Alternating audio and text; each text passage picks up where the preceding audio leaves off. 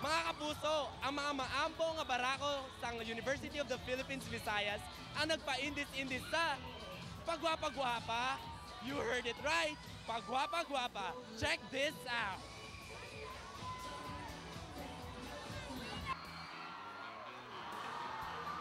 Nag-transform ang mga brusko nga miyembro sang Validus Amicitia Brotherhood Fraternity diri sa UP Visayas bilang mga maanyag kag sexy nga linay.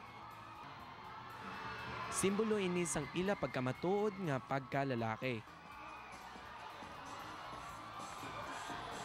Kag tungod anime ang tema, tagsa ka contestant ang may ginlaragway nga female cartoon character.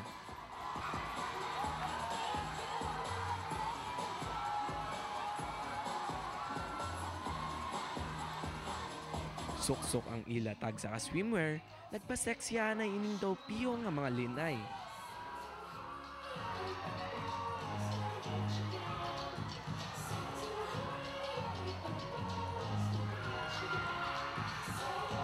Kag sa casual wear, silang nagpakiay-kiay.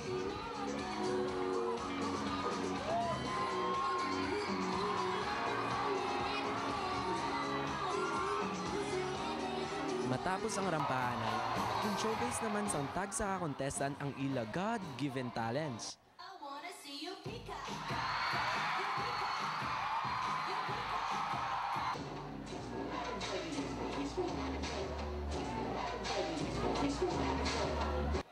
Nangin masingki pagid ang pagpa-indis-indis ang mga contestants sa interview portion.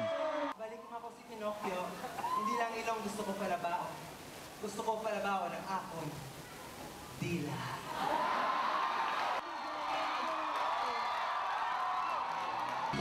Sang ulihi, nag-stand out kag ginkoronahan ang deserving nga magdaog sang titulo.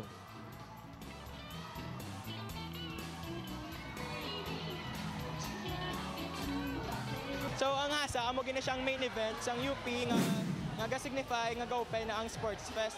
Ang hasa gali ginapakita gid mga diverse side sang UP students. So not necessarily ang nga UP kami UP students kami puros ng permitoon. So ginapakita man diri sa hasa nga may fan side man kami. Madamo pa kita kadtuan nga mga school mga kapuso. Gani, tutok lang sa arangkada sa padayon naton nga pag campus tour.